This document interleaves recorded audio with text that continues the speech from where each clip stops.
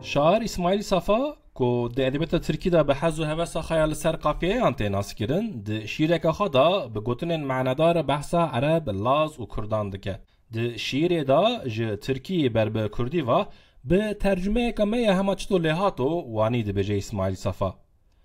عرب و کرد نه لاز بون مریشک جلق نه قاز بون بق نکنه مانگبه لدیوه نه قزاز بون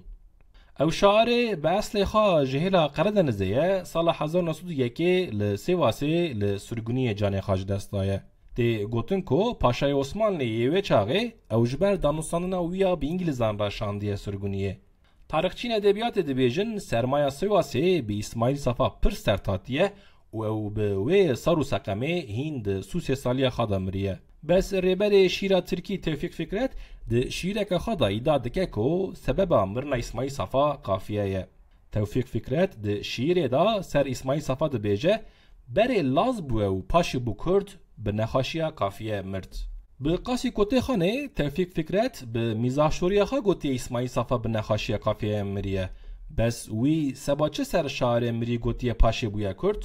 مپرسی جو کوارو کتابان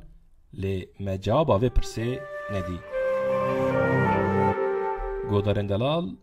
اما تنداوی برنامه خواه پرخودرس پودکست هر پنجشم ده ساعت 5:05 PM دا به خلق اکانو بو برای وگاوه به خاطره